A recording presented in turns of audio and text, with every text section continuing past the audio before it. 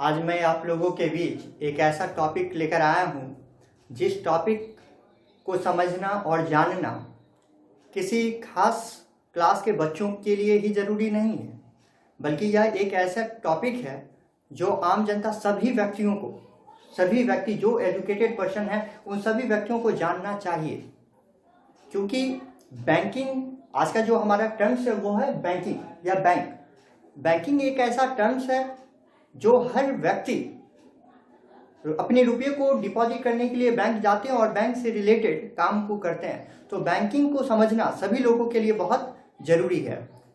ये class 11th 12th से commerce के बच्चे पढ़ने शुरू करते हैं, उनके बीकॉम हो या जनरल कंपटीशन हो, किसी भी चीज़ों में आप जाएंगे, यह एक ऐसा टर्म्स है जिसकी ज़रूरत हर व्यक्ति को, हर स्टूडेंट को पड़ता है। तो इस टर्म्स को आप एक कॉमर्स के स्टूडेंट होने के नाते इस टॉपिक को विशेष रूप से आपको देखना है, समझना है। ठीक है, तो सबसे पहले हम देखते हैं कि बैंक की शुरुआत हम एकदम शुरू से लेकर चल रहे हैं। आप पूरे वीडियो को देखिए और बहुत अच्छा आपको समझ में आएगा, इसके प्रति एक आपका कंसेप्ट बहुत क्लियर हो जाएगा। ये बैंक एक ऐसा वर्ड्स है जिसको सबसे पहले इटालियन यानी इटली में इसको बैंको कहा जाता था। बैंको का मतलब बैंक जिसको आज आप कह रहे हो बैंक, वो इटली में उसे क्या कहा जाता था? बैंको कहा जाता था। जिसको बैंको का मतलब होता था कि शुरुआती दौर में वहां पर जो बैंक की काम की जाती थी वो बेंच पर बैठकर की जाती थी, यानी जो मनी का लेन देन ट्रांजैक्शन का जो काम किया जाता था वो बेंच पर बैठकर करने की वजह से उसे क्या बोला जाता था? बेंचरी। क्या बोला जाता था? बेंचरी। ठीक है, क्या कहा जाता था? बेंचरी कहा जाता था। कहां पे? इटालियन में ही सबसे पहले इटली में जो है 1157 में इटली में एक शहर है जिसका नाम है वेनिस, वहीं पे सबसे पहली बैंक खुली थी, बैंक ऑफ वेनिस जिसका नाम रखा गया था। ठीक है, सबसे पहले पूरे वर्ल्ड में सबसे पहले 1157 में इटली में वेनिस शहर में कौन सी बैंक खुली थी? बैंक ऑफ वेनिस बैंक खुली थी। इसी प्रकार हर जगह हर कंट्री में अपने अपने कंट्री में कुछ कुछ नाम से उसे बताया गया। फ्रेंच में उसे कहा जाता था बैंके। क्या कहा जाता था? बैंके। किस कंट्री में? फ्रेंच कंट्री में। फ्रांस में कहा जाता था बेंचे, जिसका इंग्लिश कन्वर्सेशन करके उसे क्या बनाया गया? बैंक बनाया गया। जिसे आज आप बैंक के नाम से जानते हो, ये कहां से लिया गया? ये फ्रांस कंट्री के फ्रेंच में उसे बैंक ही कहा जाता था, जिसका इंग्लिश कन्वर्सेशन करके उसे क्या बनाया गया है? बैंक बनाया गया है। अब देखिए, इस प्रकार से बैंक की जरूरत हो गई। आज के समय में अगर हम बैंक की बात करते हैं तो अब सवाल ये उठता है कि बैंक आज के समय में हमारे लिए इतनी नेसेसरी क्यों बन चुकी है। अगर हम अपने इंडिया के कंट्री की बात करते हैं तो हम जानते हैं कि इंडिया एक कैसी कंट्री है? एक डेवलपिंग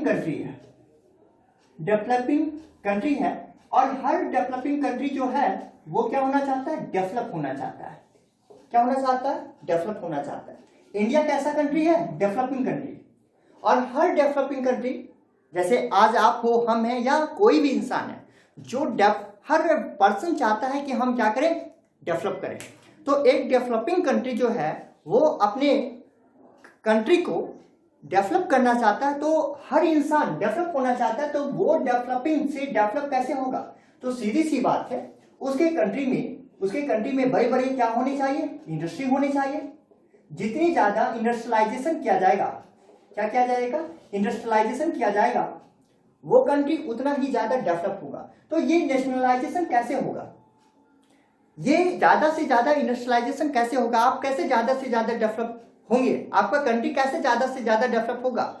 वह डेवलप तभी होगा जब हम लोग अपने बैंक में अपने करेंसी को यानी अपने रुपये को क्या करेंगे? जाकर डिपॉजिट करेंगे।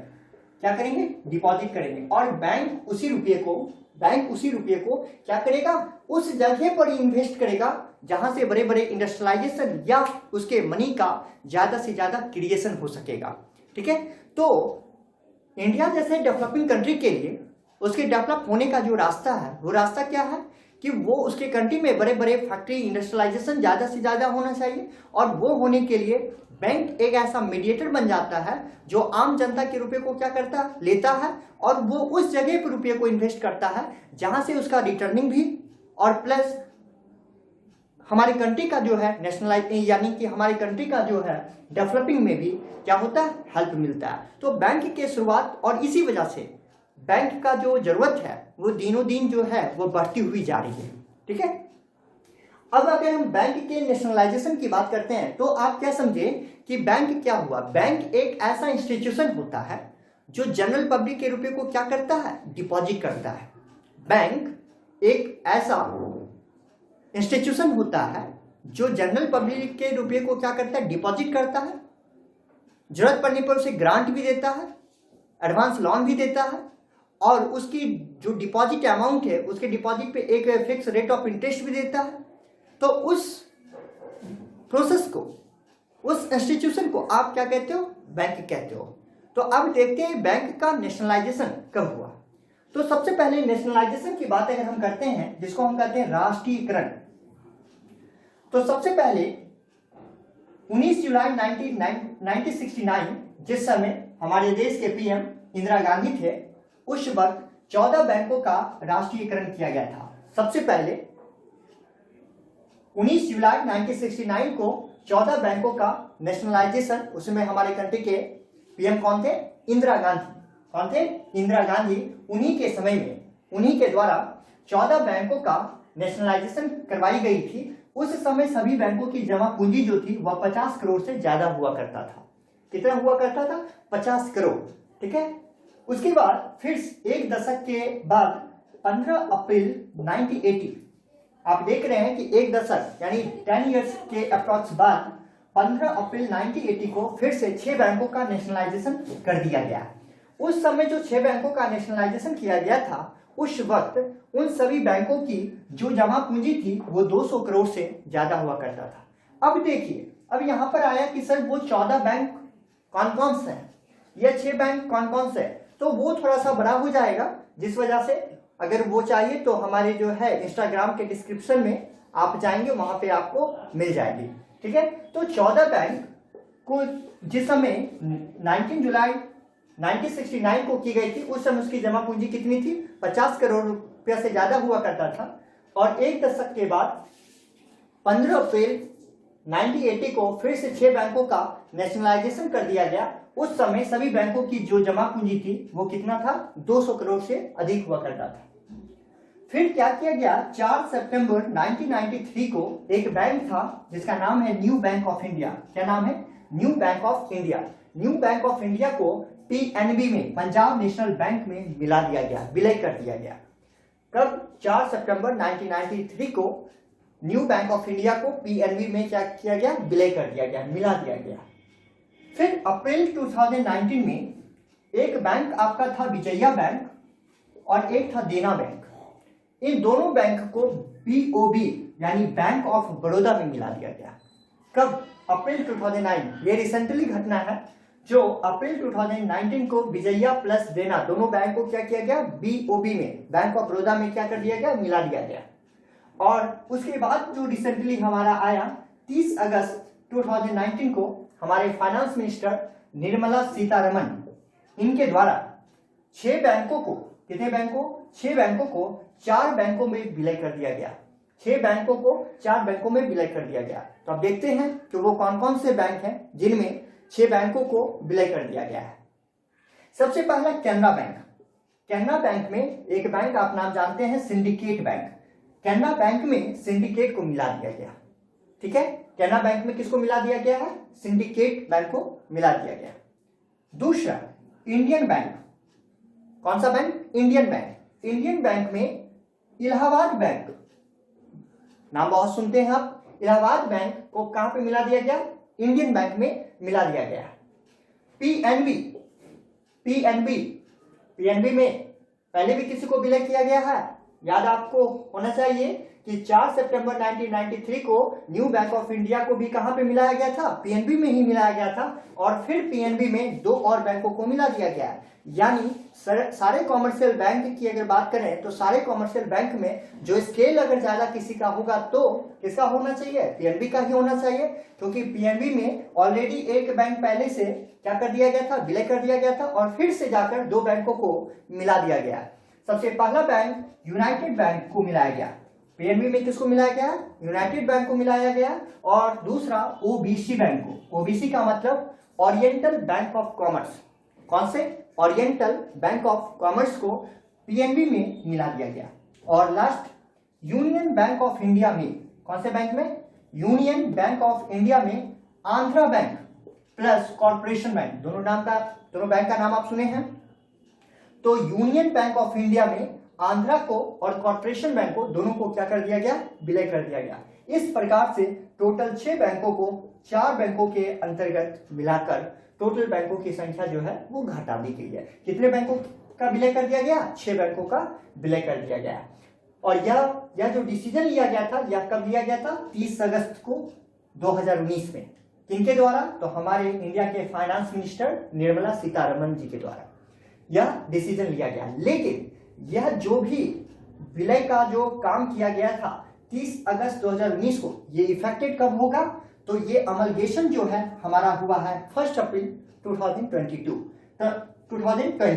1 अप्रैल 2020, यानी 1 अप्रैल 2020। क्यों, क्योंकि आप जानते हैं कि आपका फाइनेंशियल ईयर जो होता है, ठीक है, वो कब से होता है, 1 अप्रैल से होता है। इसी कारण हमारे फाइनेंस मिनिस्टर के द्वारा या जो भी अमलगेशन का काम किया गया था, ये इफेक्टिव कब से होगा, तो 1 अप्रैल 2020 से हुआ है। ठीक है, अब देखते हैं कि हम लोग, ये एक बेसिक कंसेप्ट जो बैंक से रिलेटेड मुझे जानना है। होता क्या है कि हम लोग किसी भी चीजों को पढ़ते तो जरूर हैं, लेकिन किसी भी चीजों का आधा ज्ञान रखते हैं। बैंक पढ़ना है तो हम सिंपल में बैंक क्या होता है, बैंक के क्या फंक्शन है, उसको हम लोग जान लेते हैं। लेकिन किसी भी चीजों का हिस्ट्री भी जानना उतनी ही जरूरत होती है। ठीक है, जिस प्रकार आपके पापा का नाम आपको याद रखना काफी होना चाहिए, लेकिन आप अपने पापा के नाम के साथ साथ अपने ग्रैंडफादर का भी नाम यानी दादाजी का भी नाम याद रखते हो। क्यों रखते हो, आप कहीं पे भी रहते हो लेकिन आपका गांव कहाँ था ये आप याद रखते हो। ठीक उसी प्रकार, क्योंकि वो भी जरूरी है। ठीक उसी प्रकार बैंक या किसी भी टॉपिक को जब हम देखते हैं तो उस टॉपिक में यह जानना जरूरी होता है कि उसका क्रिएशन कैसे कैसे हुआ है। तो आपका ये बेसिक कंसेप्ट बैंक से रिलेटेड था जो अभी आप जाने हैं। अब हम देखते हैं कि बैंक के टाइप्स, इसको थोड़ा सा हम मिटा देते हैं।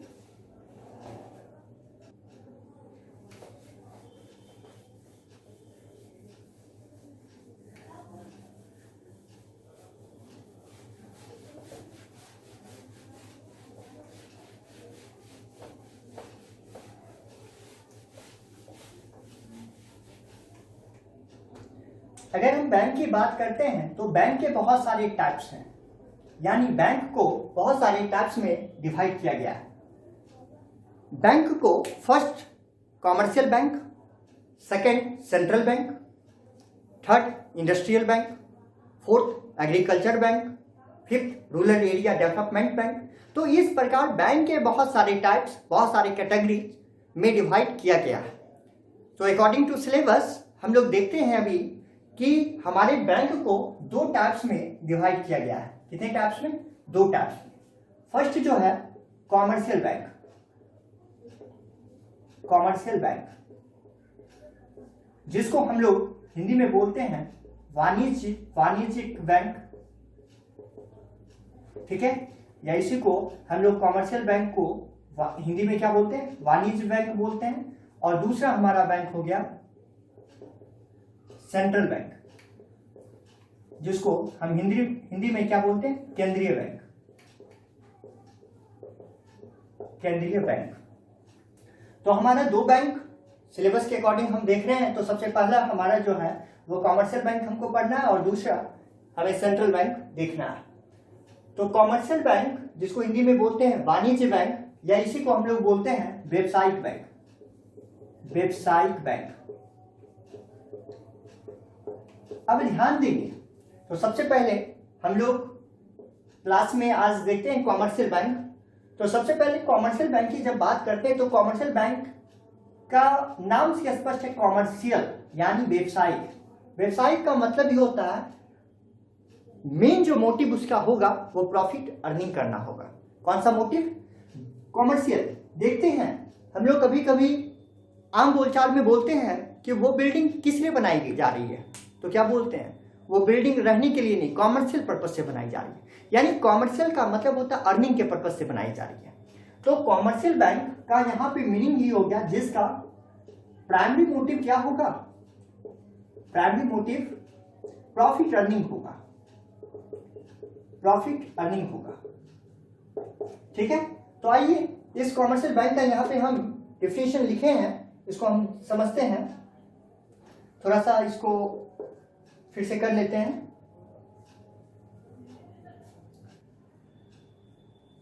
देखिए, तो यहाँ पर बैंक जो है, कॉमर्शियल बैंक को सबसे पहले हम लोग समझ लेते हैं। कॉमर्शियल बैंक के बारे में बोलते हैं banking means the accepting for the purpose of lending. यानी बैंकिंग जो होती है वो एक्सेप्ट करता है किसी भी जनरल पब्लिक से, किसी भी कस्टमर से, जो वो मनी एक्सेप्ट करता है किस पर्पस से? लेंडिंग के पर्पस से या इन्वेस्टमेंट के पर्पस से। कोई भी पर्सन जब अमाउंट को एक्सेप्ट करता है तो उसके एक्सेप्ट करने का पर्पस क्या होगा? या तो लेंडिंग करना या तो इन्वेस्टमेंट करना of deposits of money from the public repayable on demand. और जो कस्टमर रुपया डिपॉजिट किया है जब वो पब्लिक चाहे तो वो उसका क्या कर सकता है? Repayable on demand. जब वो पब्लिक डिमांड करता है यानी रुपया मांगता है तो बैंक उस पब्लिक का जिसका रुपया जमा बैंक किया है उसको वो क्या करता है? रिटर्न भी करता है ऑन डिमांड, या फिर यदि वो कोई अदरवाइज दूसरे रूप से विड्रॉल अगर करना चाहता है तो वो बैंक की सहमति से चेक ड्राफ्ट के द्वारा भी अपने पेमेंट को ले सकता है। क्या हम लोग समझे कि कॉमर्शियल बैंक यानी जिसको हिंदी में हम लोग क्या बोलते हैं? वाणिज्य बैंक या व्यवसायिक बैंक एक ऐसी बैंक होती है, ठीक है, एक ऐसी बैंक होती है जो किसी भी जनरल कस्टमर का, ठीक है, या किसी भी जनरल पब्लिक का जब रुपये को एक्सेप्ट करते हैं तो उसके एक्सेप्ट करने का पर्पस क्या होता है? या तो ग्रांटिंग लोन यानी लैंडिंग पर्पस होना चाहिए या फिर इन्वेस्टमेंट पर्पस होना चाहिए। क्योंकि अभी हम थोड़े ही देर पहले बोले कि बैंक क्या करती है? बैंक का मेन मोटिव जो होता है वो होता है कि जनरल पब्लिक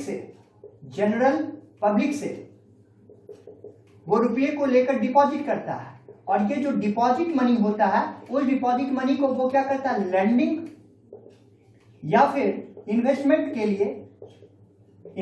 के लिए उसको क्या कर दिया जाता है? आगे बढ़ा दिया जाता है। ये आपके टॉपिक में हम देखेंगे भी कि एक कॉमर्शियल बैंक क्रेडिट का क्रिएशन कैसे करता है, तो वहां पे हम इसको विस्तार से एक्सप्लेन करके पढ़ेंगे। यहाँ पे आपको समझना है कि बैंक क्या करता है? जनरल पब्लिक यानी जो आम जनता होता है उसके रुपये को डिपॉजिट करता है, अपने पास रखने के लिए नहीं, बल्कि जो डिपॉजिट मनी है उस डिपॉजिट मनी को वो आके क्या करता है? या तो लैंडिंग कर देता है या इन्वेस्ट कर देता है, जिससे उसे यहाँ पर से एक हायर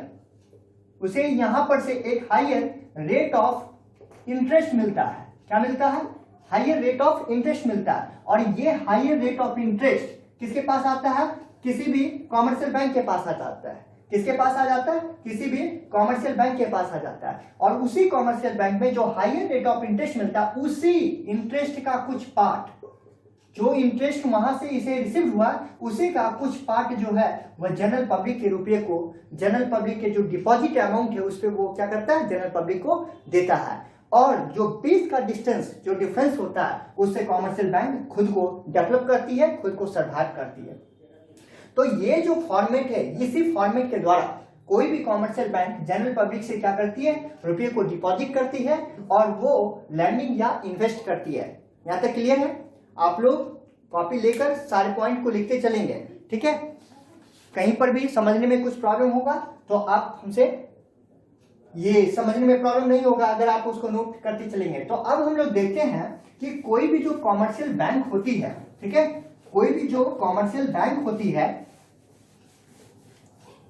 वो कॉमर्शियल बैंक का फंक्शन क्या होता है? हमारे एग्जामिनेशन के पॉइंट ऑफ व्यू से बहुत इंपॉर्टेंट ये टर्म्स होते हैं, हर बार एग्जामिनेशन में पूछे जाते हैं कि कॉमर्शियल बैंक का फंक्शन, फंक्शन का मतलब कार्य, यानी कॉमर्शियल बैंक का कौन सा कार्य। तो कॉमर्शियल बैंक के 3 फंक्शन होते हैं। कितने फंक्शन होते हैं? 3 फंक्शन होते हैं। सबसे पहला जो फंक्शन होता है वो होता है प्राइमरी फंक्शन, या इसी को बोलते हैं मेन फंक्शन, यानी हिंदी में इसको बोलते हैं प्राथमिक कार्य, या इसको बोलते हैं मुख्य कार्य। ठीक है। दूसरा हमारा जो होता है उसको हम लोग बोलते हैं सेकेंडरी फंक्शन, सेकेंडरी फंक्शन जिसको हिंदी में हम लोग बोलते हैं द्वितीयक कार्य। और तीसरा हमारा होता है social function, social function Hindi में इसको हम लोग बोलते हैं सामाजिक कार्य। क्या बोलते हैं? सामाजिक कार्य। तो सबसे पहले देखते हैं कि ये जो प्राइमरी फंक्शन होता है, या जिसको हम लोग मेन फंक्शन बोलते हैं, ये प्राइमरी फंक्शन कितने तरह के होते हैं? प्राइमरी फंक्शन जो होते हैं वो मुख्य रूप से 3 टाइप्स के होते हैं। कितने टाइप्स के होते हैं? 3 टाइप्स के। सबसे पहला जो होता है वो होता है एक्सेप्टिंग डिपॉजिट। ठीक है। दूसरा जो होता है वो होता है ग्रांटिंग लोन। ठीक है। एक्सेप्टिंग डिपॉजिट का मतलब जमा स्वीकार करना, जमा स्वीकार करना। ठीक है। ग्रांटिंग लोन का मतलब क्या होता है? ऋण देना। और तीसरा होता है क्रेडिट क्रिएशन, क्रेडिट क्रिएशन, यानी क्रेडिट क्रिएशन का मतलब होता है, हिंदी में क्रेडिट क्रिएशन का मतलब क्या बोलते हैं? साख का निर्माण करना, साख का निर्माण, साख का निर्माण करना। तो कॉमर्शियल बैंक के 3 फंक्शन होते हैं। First primary function, second secondary function, और थर्ड सोशल फंक्शन। ठीक है। तो फर्स्ट जो हमारा प्राइमरी फंक्शन होता है उसी को हम लोग बोलते हैं मेन फंक्शन, यानी मुख्य कार्य। तो प्राइमरी फंक्शन जो होते हैं वो 3 टाइप्स के होते हैं। सबसे पहले किसी भी कॉमर्शियल बैंक का जो काम होता है वो काम होता है एक्सेप्टिंग डिपॉजिट करना। एक्सेप्टिंग का मतलब होता है जमा स्वीकार करना।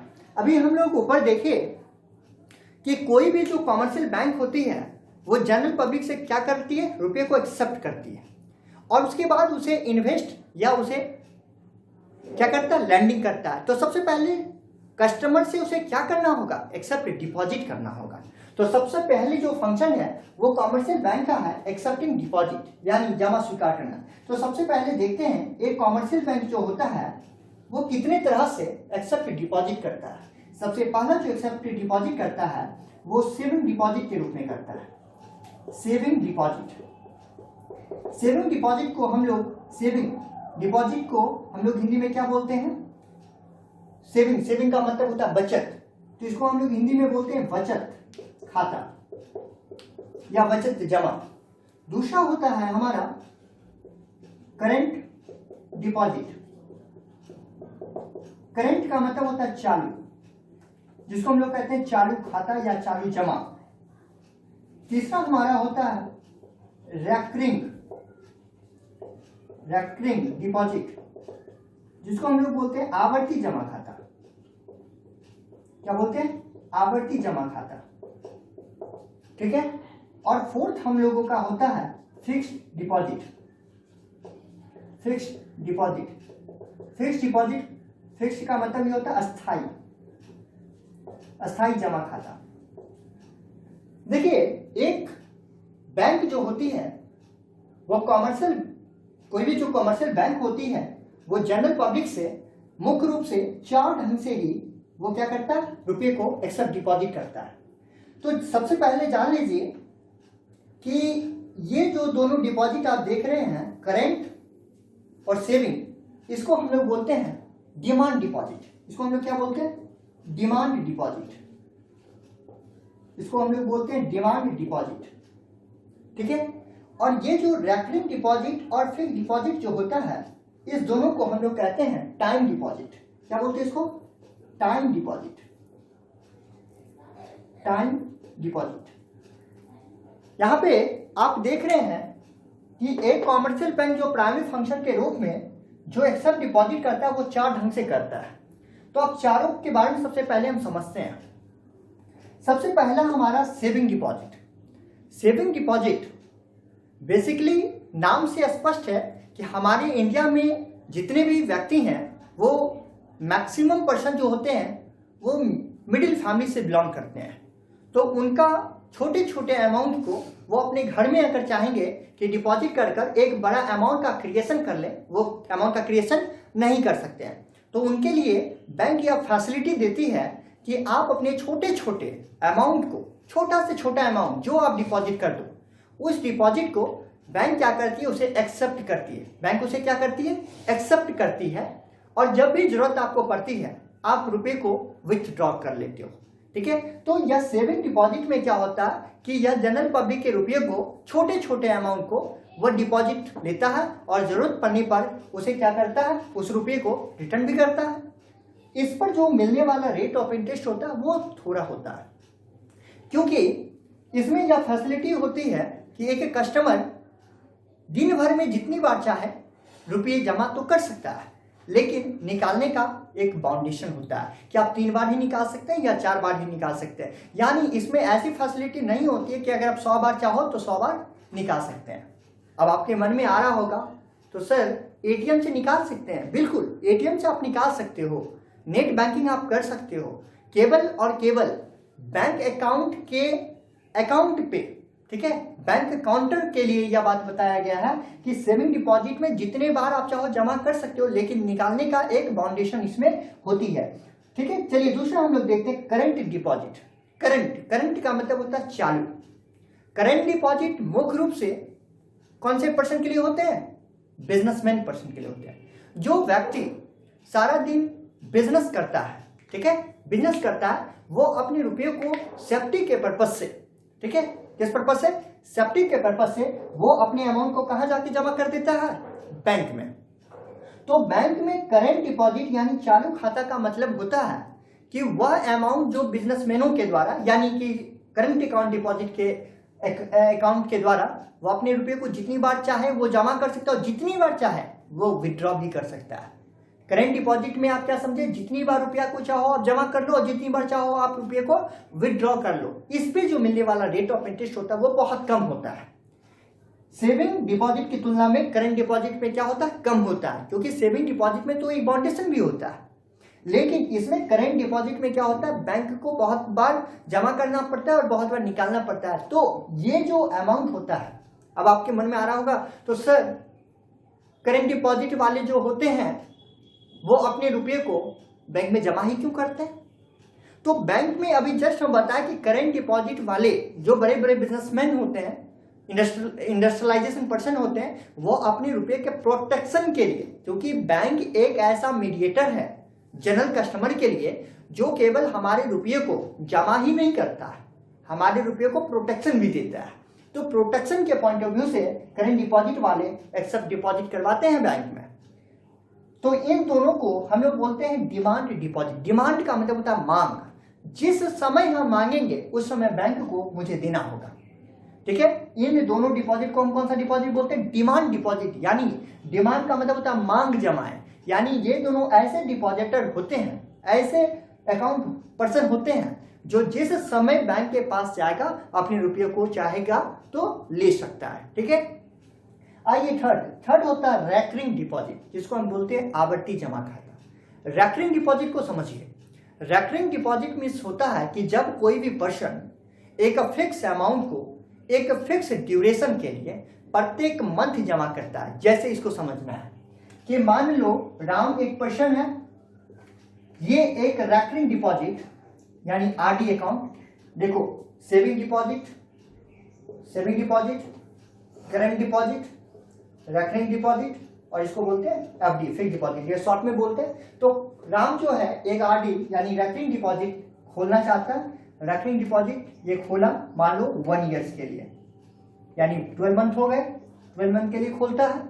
तो ये 10,000 का आरडी खोल रहा है, कितनी, 10,000 का। तो ये 10,000 पर मंथ, 10,000 क्या करेगा पर मंथ प्रत्येक मंथ, यानी अप्रैल, मई, जून, जुलाई, अगस्त, यानी टोटल अप्रैल से लेकर मार्च तक प्रत्येक मंथ वो जाकर रुपये को क्या करता है, डिपॉजिट करता है। और इस ड्यूरेशन में वो रुपये को निकाल नहीं सकता है, क्योंकि इसमें टाइम बाउंडेशन होता है कि ये कितने मंथ के लिए खोला है, 12 मंथ के लिए। वो 12 मंथ तक कंटिन्यू प्रत्येक मंथ 10,000 जमा करता है और 12 मंथ के पूरा होने के बाद उसका मैच्योरिटी अमाउंट जो होता है उसे मिलता है। ठीक है, तो इसमें मिलने वाला जो रेट ऑफ इंटरेस्ट होता है वो सेविंग डिपॉजिट के तुलने में ज्यादा होता है। तो उस डिपॉजिट को हम क्या बोलते हैं, रेकरिंग डिपॉजिट, यानी आवर्ती जमा खाता। क्लियर है, समझ रहे हैं। Next point, fixed deposit. Fixed deposit जिसको हम शॉर्ट में बोलते हैं एफडी और हिंदी में बोलते हैं अस्थाई जमा खाता। फिक्स्ड डिपॉजिट नाम से स्पष्ट है, फिक्स। अगर मान लो यही राम, ठीक है, अपने 1 लाख अमाउंट को, कितने अमाउंट को, 1 लाख अमाउंट को अगर मान लो कि 1 ईयर्स के लिए डिपॉजिट करता है, कितने ईयर्स के लिए, 1 ईयर, तो वो एट ए टाइम अगर 1 अप्रैल के डेट में जा रहा है तो 1 अप्रैल को ही वो 1 लाख रुपये अपने अकाउंट में क्या कर देगा, डिपॉजिट कर देगा और 1 लाख रुपया 1 ईयर्स के लिए रखा रहेगा और 1 ईयर्स के बाद इस पे मिलने वाला रेट ऑफ इंटरेस्ट जोड़कर उसे मैच्योरिटी अमाउंट रिटर्न की जाएगी।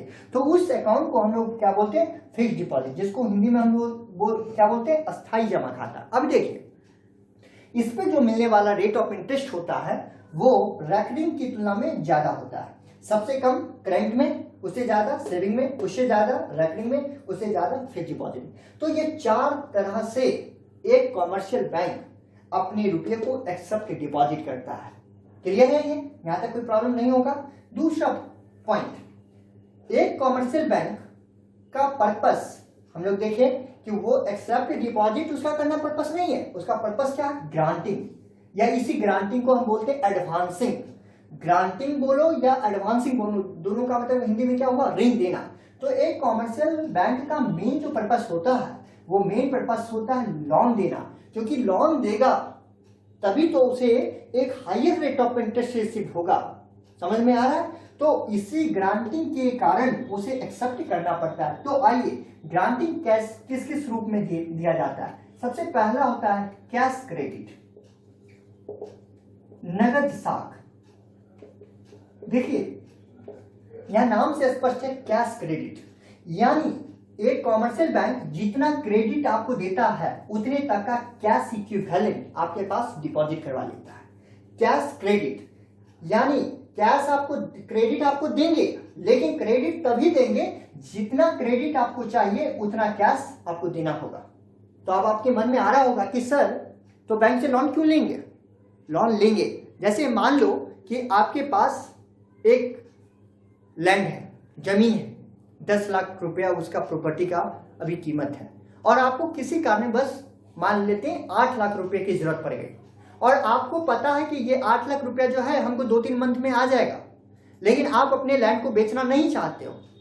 आप उस समय अपने पास 8 लाख रुपया तभी ना ला पाओगे, ठीक है। वो 8 लाख रुपया तुम्हारे पास तभी आ पाएगा जब क्या होगा, वो 8 लाख रुपया तभी ला पाओगे जब तुम अपनी जमीन को बेचोगे, लेकिन आप चाहते हो कि जमीन को बेचे नहीं और 8 लाख रुपया मेरे पास आ भी जाए। तो बैंक ये आपको फैसिलिटी देती है कि ठीक है, अगर आपको 8 लाख रुपया चाहिए तो आपके पास जो प्रॉपर्टी 10 लाख का वो बैंक के पास आप डिपॉजिट कर दो, वो जमीन का कागज आप डिपॉजिट कर दो। आप जितने टाइम पीरियड में बोले हो उतने टाइम पीरियड में आप क्या करोगे, अपने पेमेंट को कर दोगे, अपने इंटरेस्ट को पे कर दोगे। जो आप कैश लिए हो 8 लाख और प्लस उस पर जो इंटरेस्ट है वो आप पे कर दोगे और पे करने के बाद आप अपनी जमीन के कागज को ले लो।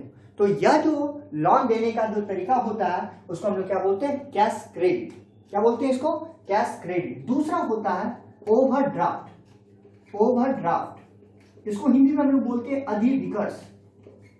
बहुत बार नाम आप सुने हैं इसका, अधिविकर्ष यानी ओवरड्राफ्ट। ओवरड्राफ्ट क्या होता है, ओवरड्राफ्ट का मतलब होता है अधिविकर्ष। ओवरड्राफ्ट मीन्स होता है कि कोई भी जो कॉमर्शियल बैंक होती है ना, कोई भी कॉमर्शियल बैंक जो होती है जहां पे करंट डिपॉजिट वाले, कौन डिपॉजिट वाले, करंट डिपॉजिट वाले, ये जो करंट डिपॉजिट होते हैं ये करंट डिपॉजिट वाले बिजनेसमैन होते हैं। ये मान लो अभी इनके बैंक में 9,000 रुपया है, बैंक में कितना रुपया है, 9,000, और मान लो वो किसी पर्सन को 10,000 रुपये का चेक काट कर दे दिया। क्या किया, 10,000 का चेक काट कर दे दिया। अब 10,000 का चेक काट कर दे दिया। अब बैंक के पास वो कस्टमर गया और मान लो उसके बैंक में तो 9,000 है, तो 10,000 तो अमाउंट देगा नहीं। तो इस कंडीशन में वो चेक क्या उसका हो जाएगा, बाउंस हो जाएगा। तो चेक जब बाउंस होता है तो क्या होता है, उस पर्सन के प्रति यानी वो जो बिजनेसमैन है उसके प्रति क्या होगा, उसका एक निगेटिव इम्पैक्ट पड़ता है। वो एक कैसा बिजनेसमैन है, उसके अकाउंट में रुपया नहीं होता, चेक काट के दे देता है। तो बैंक यह फैसिलिटी देता है कि अगर किसी समय अगर करंट अकाउंट वाले, ये जो ओवरड्राफ्ट फैसिलिटी होता है ओनली किसके लिए, ये ओनली करंट अकाउंट वाले के लिए होता है, करंट डिपॉजिट वाले के लिए होता है। बाकी बात इसमें जो भी डिपॉजिट आप देख लो उसमें नहीं, बस ये किसके लिए, करंट डिपॉजिट वाले के लिए। और इसमें क्या होता है कि कॉमर्शियल बैंक, जो कॉमर्शियल बैंक होते हैं वो क्या करते हैं, 9,000 की जगह 10,000 रुपया का पेमेंट, वो 1,000 रुपया जो एक्स्ट्रा देता है, इसी 1,000 को यहाँ पर क्या बोला जाता है, ओवरड्राफ्ट बोला जाता है। क्या बोलते हैं हम लोग, उसको ओवरड्राफ्ट बोलते हैं। बात समझ में आ रही है, ओवरड्राफ्ट, इसी को हम लोग बोलते हैं ओवरड्राफ्ट। अब देखिए इस ओवरड्राफ्ट के द्वारा क्या करते हैं हम लोग, उसका पेमेंट कर देते हैं और बाद में उस 1,000 रुपया और प्लस इस पे इंटरेस्ट, ये दोनों उस करेंट डिपॉजिट वाले से क्या किया जाता है, वसूल की जाती है। जो 1,000 रुपया बैंक आपके बदले में जो ओवरड्राफ्ट दिया है उसका पेमेंट और प्लस उस पर मिलने वाला जो रेट ऑफ इंटरेस्ट है उन दोनों के साथ उसका पेमेंट करना होता है। क्लियर है। अब देखिए तीसरा जो होता है उसको हम लोग बोलते हैं एडवांस लोन। एडवांस लोन, देखिए यहां पर एडवांस लोन नाम से स्पष्ट है, लोन आपको दे रहे हैं एडवांस में, यानी एडवांस में इसके बदले में आपको कैश इक्विवेलेंट हम कुछ नहीं रखवा रहे हैं। एडवांस लोन का मतलब ये होता है कि कोई भी कॉमर्शियल बैंक से जब आप लोन लेते हो तो लोन कॉमर्शियल बैंक आपको देती है, लेकिन साथ ही साथ कॉमर्शियल बैंक लोन के साथ साथ, इसके साथ साथ लोन के साथ साथ पेमेंट आपको कर दी, और जिस समय आपका लोन का टाइम मैच्योरिटी खत्म होता है तो जितना अमाउंट लोन दिया और प्लस उस पर जो रेट ऑफ इंटरेस्ट होता है उसके साथ उसका क्या किया जाता है, पेमेंट करवाई जाती है। ठीक है, इसको हम लोग क्या बोलते हैं, इसको हम लोग बोलते हैं लोन्स एंड एडवांस। अब देखिए इसका नेक्स्ट होता है डिस्काउंटिंग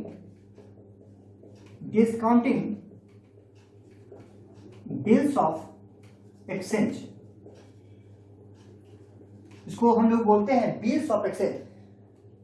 कॉमर्स के जो बच्चे हैं वो बिल्स ऑफ एक्सचेंज, एक चैप्टर ही अकाउंट्स में क्लास 11 में है बिल्स ऑफ एक्सचेंज, उसको आप लोग पढ़े हैं, वो लोग बिल्स ऑफ एक्सचेंज समझ रहे होंगे। जो आदमी कॉमर्स बैकग्राउंड से नहीं है या बिल्स ऑफ एक्सचेंज नहीं समझते हैं उनको हम बताते हैं bills of exchange. Bills of exchange का मतलब होता है कि जब कोई व्यक्ति बिजनेस में कोई भी ट्रांजेक्शन करता है, क्रेडिट ट्रांजेक्शन, तो सामने वाला पर्सन उसके नाम पर एक बिल लिख देता है। जैसे कि समझते हैं, जैसे कि आप समझिए कि राम जो है वो मोहन से 1 लाख रुपए का, कितने का, 1 लाख रुपए का कोई गुड्स परचेज करता है। कोई गुड्स क्या कर रहा है, परचेज कर रहा है, क्रेडिट पे परचेज कर रहा है। राम जो है किससे, मोहन से 1 लाख रुपया का गुड्स परचेज करता है और राम जो है उसके नाम पर एक बिल लिख देता है। क्या लिख देता है, एक बिल लिख देता है कि ठीक है आज के डेट में मान लो कि अगर हम 1 अप्रैल 2020 को ले रहे हैं और वो बता रहा है कि हम 1 अगस्त 2020 को पेमेंट कर देंगे, ठीक है। तो ये जो राम मोहन के नाम पर जो एक बिल लिखा है, अगर मान लो मोहन को 1 अगस्त से पहले ही रुपये का जरूरत पड़ गया, मोहन को 1 अगस्त 2020 से पहले ही मान लो उसको 1 जुलाई को ही रुपये का जरूरत पड़ गया, तो अब क्या करेगा, वो तो बिल लिखा है 1 जुलाई 2020 को कि ये बिल तुम मेरे पास 1 अगस्त को लेते आना, हम तुमको 1 लाख रुपया पेमेंट कर देंगे। लेकिन यहाँ पर मोहन को 1 ही जुलाई को रुपये का जरूरत पड़ गया, तो इस कंडीशन में बैंक के पास वो जाएगा और बैंक क्या करेगा, उसके बिल को ले लेगा और उसके बदले में उसे रुपया दे देगा। और बैंक क्या करेगा, उस बिल का जब समय पूरेगा, ठीक है, उस बिल का जब समय पूरेगा तो वो राम के पास जाकर 1 अगस्त 2020 को 1 लाख रुपया ले लेगा। अब आपके मन में आ रहा होगा सर इसमें बेनिफिट क्या है, इसमें बैंक को क्या बेनिफिट है, बैंक ऐसा क्यों करेगी। बैंक इसीलिए ऐसा करेगी कि राम जो है मोहन को कितना देने वाला था 1 अगस्त को 1 लाख रुपया, लेकिन मोहन को तो पहले ही 1 जुलाई को ही रुपया चाहिए था, तो इस कंडीशन में बैंक जो है मोहन को 1 लाख रुपया नहीं देगी। 1,00,000 रुपये में इंटरेस्ट काट लेगी। मान लेते हैं इंटरेस्ट काट ली, कितना, मान लो कि 1%, 2%, 3%, जो भी उसका इंटरेस्ट है वो इंटरेस्ट काट ली, उसके अकॉर्डिंग उसे 90,000, 95,000, 99,000 जो होगा वो अमाउंट मोहन को दे दिया जाता है। और इसके बीच का जो डिफरेंस होता है वो डिफरेंस क्या हुआ, ग्रांटिंग लोन उसे हो गया कि वो लोन पहले दे दिया और बाद में उसे क्या मिल गया, इंटरेस्ट मिल गया। तो इसको हम लोग क्या बोलते हैं, डिस्काउंटिंग बोलते हैं। किसका, बिल्स ऑफ एक्सचेंज को। इसी को हम लोग क्या बोलते हैं, विनिमय पत्रों की कटौती। क्या बोलते हैं हिंदी में इसको, विनिमय पत्रों की कटौती। ठीक है, विनिमय पत्रों की कटौती। इसका एक और पॉइंट है, इसको आप लोग समझेंगे। ठीक है, इसका एक और पॉइंट है, बिल्कुल क्लियर है, कहीं से कोई प्रॉब्लम नहीं है। इसका एक और पॉइंट है, इस पॉइंट को समझिए। एक और पॉइंट है, इन्वेस्टमेंट इन गवर्नमेंट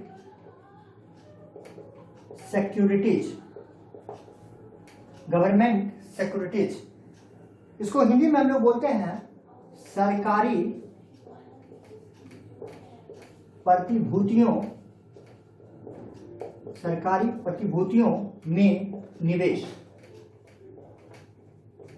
देखिए, एक कॉमर्शियल बैंक जो होता है वो सरकार को भी, किसको, सरकार को भी लोन देता है।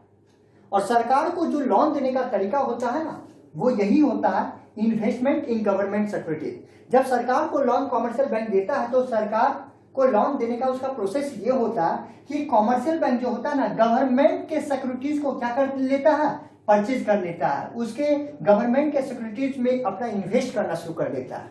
जब कोई भी कॉमर्शियल बैंक सरकार को लोन देती है तो सरकार को लोन देने का तरीका क्या होता है कि वो गवर्नमेंट को सिक्योरिटीज, जो गवर्नमेंट का जो सिक्योरिटीज होता है उसमें वो क्या करना शुरू कर देता है, इन्वेस्ट करना शुरू कर देता है। तो उसको हम लोग हिंदी में बोलते हैं सरकारी प्रतिभूतियों में निवेश। क्या बोलते हैं उसको, सरकारी प्रतिभूतियों में निवेश। तो सबसे पहले आप प्राइमरी फंक्शन यानी मेन फंक्शन में पहला देखिए एक्सेप्टिंग डिपॉजिट, दूसरा देखिए ग्रांटिंग लोन, और तीसरा हमारा होता है क्रेडिट क्रिएशन।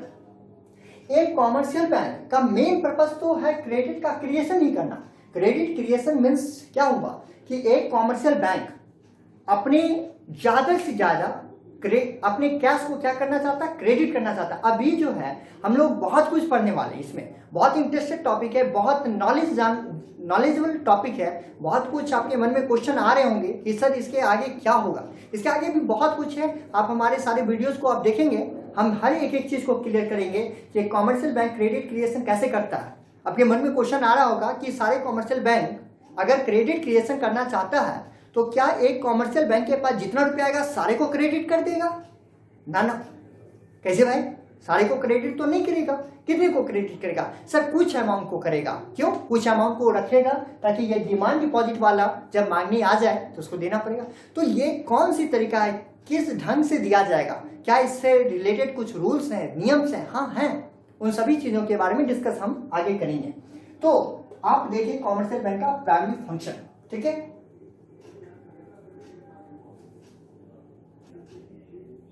अब हम लोग देखते हैं सेकेंडरी फंक्शन। कौन सा फंक्शन? सेकेंडरी। आप लोग कॉपी पे लिखते चलेंगे, समझ गए ना?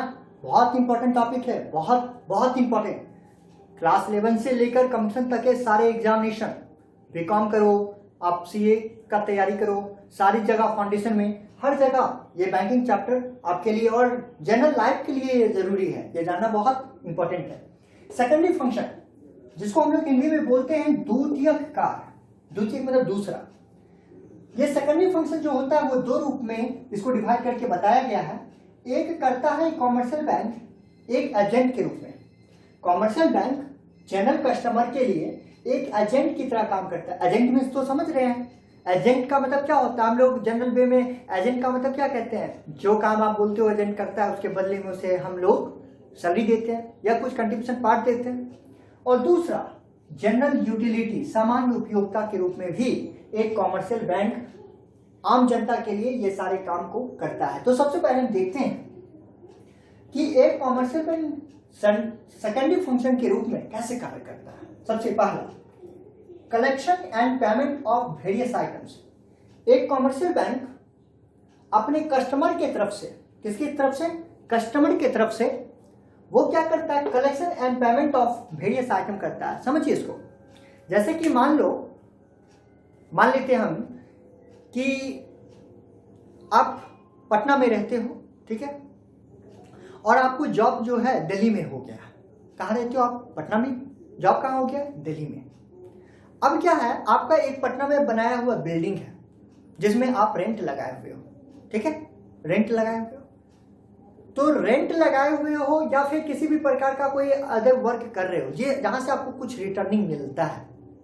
तो अब क्या है कि पहले आप खुद कलेक्शन करते थे, लेकिन अब तो आप दिल्ली में जॉब करने चले गए, तो अब वो सभी व्यक्ति से रेंट वसूल करने का काम आप प्रत्येक मंथ तो नहीं आओगे।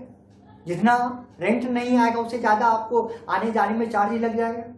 तो आप उसका काम जो है किसको दे देते हो? बैंक के ऊपर सौंप देते हो। बैंक को आप बता देते हो कि इस प्लेस से इतना कलेक्शन करना है और इन चीज़ों का आप इतना पेमेंट करना है। जैसे मान लो बिजली, इलेक्ट्रिसिटी चार्ज आप पे कर रहे हो, या किसी भी प्रकार का प्रीमियम पे कर रहे हो, ठीक है, लाइफ इंश्योरेंस प्रीमियम LIC पे कर रहे हो, ठीक है। तो किसी भी प्रकार का कोई कलेक्शन करने का बात हो या किसी भी प्रकार के पेमेंट करने की बात हो, ये कॉमर्शियल बैंक एक एजेंट के रूप में कस्टमर के लिए कामों को करता है। दूसरा, purchase and sale of securities, प्रतिभूतियों का खरीद एवं बिक्री। हम लोग जानते हैं कि कस्टमर जो होता है वो सिक्योरिटीज यानी प्रतिभूति को भी खरीदना और बेचता है, खरीदना चाहता है, बेचना चाहता है।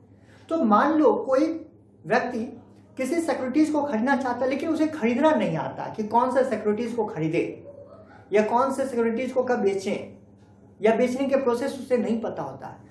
तो एक कस्टमर जो होता है वो कॉमर्शियल बैंक को ये काम दे देता है कि तुम इतने रुपए का ये मेरा शेयर है, तुम इस सिक्योरिटीज को क्या कर दो? सेल कर दो, या इतने तक का हम सिक्योरिटीज लेना चाहते हैं, तुम परचेज कर दो।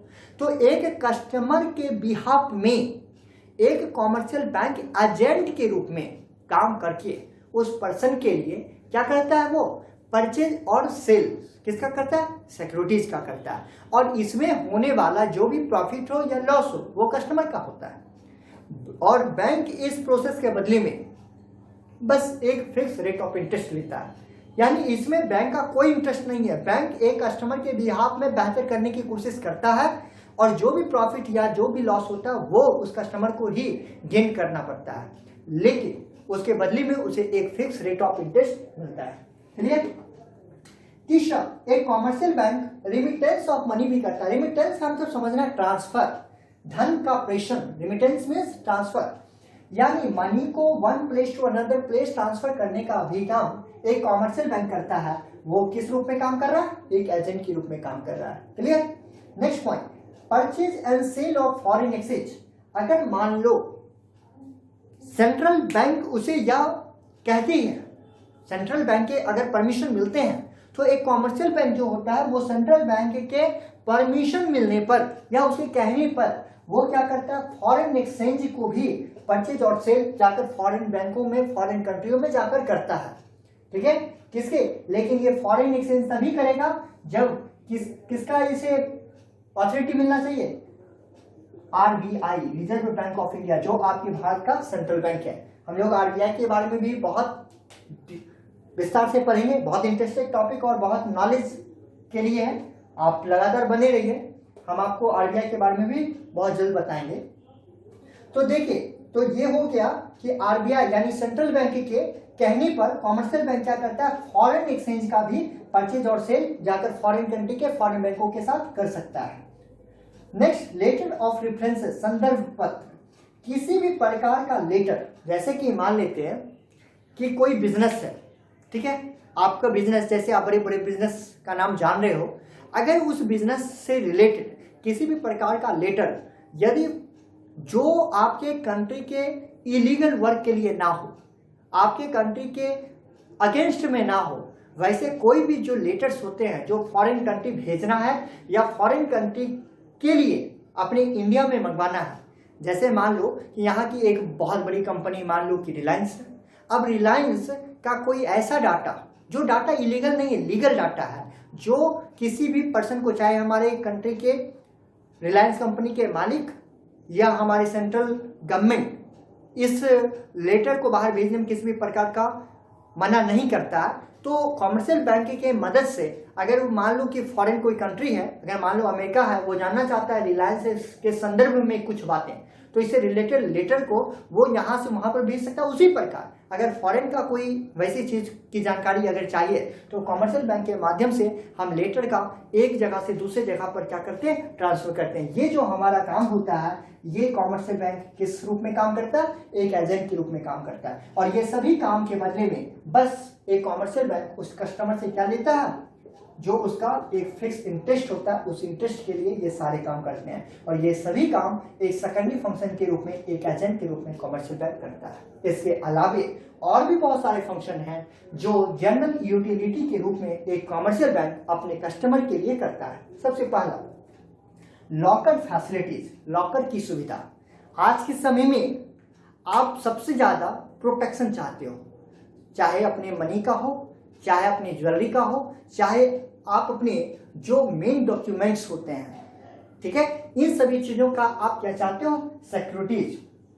तो सिक्योरिटीज के लिए आपको बैंक जो होती है आपको लॉकर फैसिलिटी देता है कि बैंक में आप जाओ और आपके पास जो भी प्रमुख कागजात हैं या ज्वेलरी है, ये जो भी कीमती वस्तु हैं, उसको आप लॉकर में जाकर जमा कर दो। दूसरा होता है ट्रेवलर्स चेक। ट्रेवलर्स चेक, यात्री चेक, नाम से स्पष्ट है, ट्रेवलर यानी यात्री। बड़े बड़े बिजनेसमैन जो होते हैं one place to another place जाते हैं, तो बिजनेस करने जा रहे हैं, कोई प्रोडक्ट लेने जा रहे हैं, कोई प्रोडक्ट डीलिंग करने जा रहे हैं, तो वहां पर वो अगर बड़ा अमाउंट लेकर जाते हैं, अगर खो जाएगी तो फिर प्रॉब्लम हो जाएगी, ले जाने में भी प्रॉब्लम होगी। तो इन सभी चीजों को ध्यान में रखते हुए कॉमर्शियल बैंक अपने कस्टमर के हेल्प के पॉइंट ऑफ व्यू से, सहूलियत के पॉइंट ऑफ व्यू से उसे ट्रेवलर चेक इशू कर देता है। यानी ये बड़े बड़े बिजनेसमैन जो होते हैं उनके लिए यह चेक प्रोवाइड की जाती है। नेक्स्ट, आपके फैसिलिटी के लिए एटीएम एंड क्रेडिट कार्ड भी आपको फैसिलिटीज के लिए आपको दे दिया, ताकि कॉमर्शियल बैंक 24 आवर्स तो खुली नहीं होती है, अपने वर्किंग टाइम में वो आपके ट्रांजेक्शन को कर सकते हैं। लेकिन अगर उसके बाद भी अगर किसी टाइम आपको किसी वक्त अगर जरूरत पड़ता है तो उसके लिए आपको ATM card and credit card facility भी आपको दे दिया है। Next, collecting business information and statistics.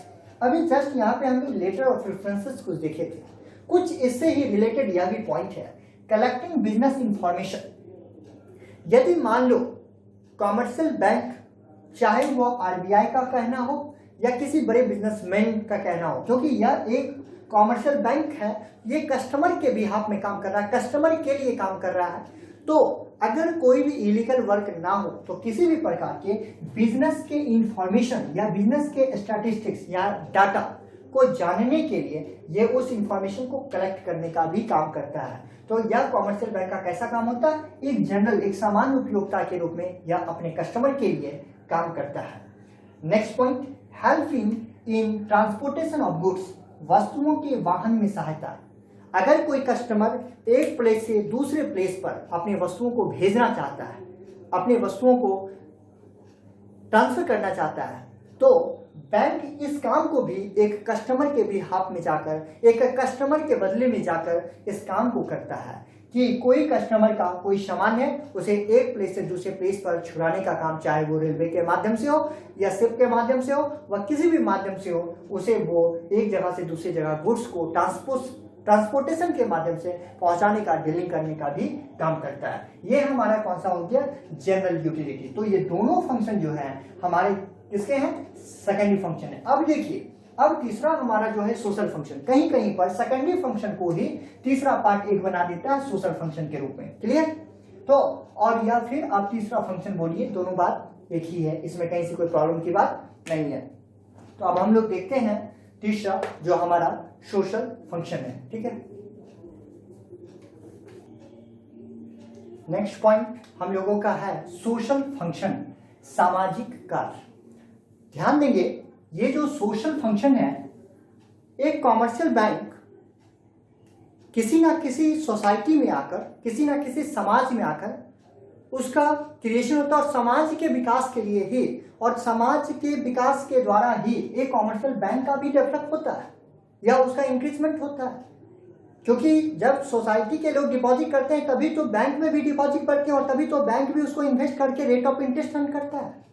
तो एक कॉमर्शियल बैंक का भी डेवलपमेंट जो होता है वो सोसाइटी के ऊपर डिपेंड होता है। तो उस कॉमर्शियल बैंक का भी एक सोसाइटी के ऊपर कुछ रिस्पॉन्सिबिलिटी होता है। ठीक उसी प्रकार जिस प्रकार आप देखते हो कि आपके माता पिता आपको जन्म देते हैं, आपको बहुत सारे खिलाते पिलाते पढ़ाते लिखाते और आपको बड़ा करते हैं, तो आपकी यह रिस्पॉन्सिबिलिटी बनती है कि आप भी अपने पेरेंट्स को करें। ठीक उसी प्रकार यहाँ पर भी सोसाइटी का रिलेशन कॉमर्शियल बैंक के साथ होता है। तो एक कॉमर्शियल बैंक सोशल रूप से कौन कौन से वर्क करता है? सबसे पहला कैपिटल फॉर्मेशन यानी पूंजी उत्पादकता। कॉमर्शियल बैंक अपनी सोसाइटी के लोगों को छोटे छोटे अमाउंट को डिपॉजिट करने के लिए छोटे छोटे अमाउंट को जमा करके उसका एक बड़ा कैपिटल फॉर्मेशन करवाने में मदद करवाता है। कोई भी व्यक्ति अगर मान लो कि एक छोटा सा एग्जाम्पल, घर में तुम 5 बार मम्मी को रुपया दो और रुपया ले लो, तो क्या करेगी? मम्मी भी उठा के रुपया फेंक देगी ना, अपना रुपया खुद रखो, है ना। और वो बैंक हम लोगों के सोसाइटी के लोगों के लिए वो छोटे छोटे अमाउंट को बार बार हम डिपॉजिट करते हैं, बार बार विड्रॉ करते हैं, फिर भी वो हमारे रुपये को डिपॉजिट करके वो हमारे रुपये को कैपिटल फॉर्मेशन करने में क्या कर रहा है? मदद कर रहा है, हेल्प कर रहा है। दूसरा पॉइंट इन्वेस्टमेंट प्रमोशन। वो ज्यादा से ज्यादा रुपये को इन्वेस्ट करने में, ज्यादा से ज्यादा विनियोग करने में वो मुझे सपोर्ट करता है, वो मुझे मोटिवेट करता है ताकि हम अपने छोटे छोटे अमाउंट को डिपॉजिट करके बड़ा अमाउंट बना सकें। तीसरा, वो एम्प्लॉयमेंट को इंक्रीज करवाता है। जितने ज्यादा लोग डिपॉजिट करेंगे उतने ज्यादा बैंक के ब्रांचेज होंगे और सोसाइटी के लोगों को अपॉर्चुनिटी मिलेगा, ठीक है, कि ज्यादा से ज्यादा लोग उसमें क्या होंगे? एज ए एम्प्लॉइज, जैसा आपकी नॉलेज है उसके अकॉर्डिंग वो आपको वहां पर क्या करेगा? एम्प्लॉयमेंट भी क्रिएशन करता है। Next, facility in payment. कोई भी जो लोन कॉमर्शियल बैंक मुझे देती है उसका पेमेंट करने के लिए भी वो मुझे सुविधा देती है कि जैसे कॉमर्शियल बैंक अगर हमको 1 लाख रुपया लोन देता है तो कॉमर्शियल बैंक कहता है अपने सोसाइटी को ये सपोर्ट में देता है, ये हेल्प करता है कि अगर आप पेमेंट एक बार नहीं कर सकते हो तो धीरे धीरे पेमेंट करो। अब जैसे देखते हो स्टूडेंट लोन आप लेते हो, आपको लोन देने वक्त कॉमर्शियल बैंक कॉलेज का 1 लाख रुपया फी दे दिया, 5 लाख रुपया फी दे दिया, लेकिन बाद में वो आपसे पेमेंट क्या करता है? पर मंथ कुछ कुछ अमाउंट लेता है, पर क्वार्टरली कुछ कुछ अमाउंट लेता है। तो आपको यह पेमेंट करने में भी फैसिलिटी प्रोवाइड करता है। और last point, development of entrepreneurs. साथ ही साथ ये जो भी इंटरप्रेन्योर्स होते हैं, यानी इंटरप्रेन्योर्स का मतलब उद्यमिता, वो व्यक्ति जो बिजनेस को करने के लिए अपने कैपिटल को इन्वेस्ट कर रिस्क को बियर करने के लिए तैयार होता है, उस पर्सन को हम लोग बोलते हैं इंटरप्रेन्योर। तो इंटरप्रेन्योर को भी ये ज्यादा से ज्यादा डेवलप करने के लिए उसे क्या करता है? इंक्रीजमेंट करता है, उसे ज्यादा से ज्यादा सपोर्ट करता है, उसे ज्यादा से ज्यादा ग्रांटिंग लोन फैसिलिटी देता है ताकि एक इंटरप्रेन्योर्स भी क्या कर सके? इंक्रीज कर सके, डेवलप कर सके। तो आज हम लोग देखें कि कॉमर्शियल बैंक यानी बैंक कहां से आया, बैंक का नेशनलाइजेशन किस प्रकार से हुआ, एक बेसिक रूप से हम बताएं, ठीक है। इसमें ज्यादा कोई डीपली हम नहीं बताएं, बेसिक ही बताएं, ठीक है। तो बैंक क्या होता है, बैंक का नेशनलाइजेशन किस प्रकार से हुआ, बैंक के बहुत सारे टाइप्स है, ठीक है, बहुत सारे टाइप्स है। उनमें हम आज 2 बैंक के बारे में बोले।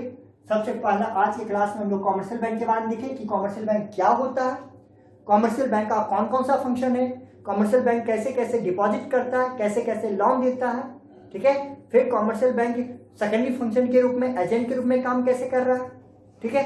फिर जनरल यूटिलिटी के रूप में कैसे काम कर रहा है और लास्टली सोशल फंक्शन के रूप में काम कैसे कर रहा है। तो यहाँ तक आप लोग नोट कर, ठीक है। उसमें कहीं से भी कुछ प्रॉब्लम होगा तो आप हमारे इंस्टाग्राम पे जाकर आप हमको फॉलो कर सकते हो, वहाँ पे हमको बता सकते हो, या कमेंट बॉक्स के द्वारा आप हमें बताएंगे कि आपको कुछ प्रॉब्लम अगर हुई है तो आप पूछेंगे। तो हम लोग नेक्स्ट क्लास में फिर सेंट्रल बैंक के बारे में पढ़ेंगे, लेकिन ध्यान होना चाहिए, हम चाहते तो हैं कि आप लोगों के साथ ऑनलाइन क्लास भी ऑनलाइन भी आए, ठीक है, लेकिन प्रॉब्लम ये है कि यूट्यूब का जो वे होता है उसके अकॉर्डिंग जो है ये बताया जाता है कि 1000 सब्सक्राइबर अगर आपका है तभी आप लाइव क्लास आ सकते हैं। लेकिन लाइव क्लास आने के लिए अभी तो हमारे पास 1000 सब्सक्राइबर नहीं है। तो अगर आप लोगों को अच्छा लगता है और आप चाहते हैं कि ऑनलाइन क्लास भी, लाइव क्लास भी हम आपके साथ आ सके, तो आप हमको ज़्यादा से ज़्यादा हमारे वीडियो को सब्सक्राइब करवाएं, उसको शेयर करें, ताकि ज़्यादा से ज़्यादा हमारी सब्सक्राइबर, उससे मोटिवेशन मिलती है, ताकि हम उसके लिए डिफरेंट टॉपिक के डिफरेंट सब्जेक्ट जो आपका डिमांड होगा उसके अकॉर्डिंग हम क्या करेंगे, नेक्स्ट वीडियोज भी लाएंगे। तो आप इसके साथ बने रहें, और साथ ही साथ आप अगर हमारे यूट्यूब चैनल को सब्सक्राइब नहीं किए तो सब्सक्राइब भी कर लें और बेल आइकन को भी दबा लें, ताकि नेक्स्ट नोटिफिकेशन आपको मिल सके और नेक्स्ट वीडियो के लिए आप देखें।